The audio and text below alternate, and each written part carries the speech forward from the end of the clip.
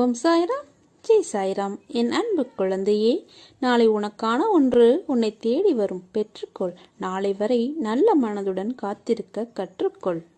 நீ திரும்பும் திசையெல்லாம் நான் உன்னுடன் இருக்கிறேன். நீ காண்கின்ற ஒவ்வொரு ஜீவராசிகளின் வடிவிலும் நான் சூழ்ந்து இருக்கின்றேன்.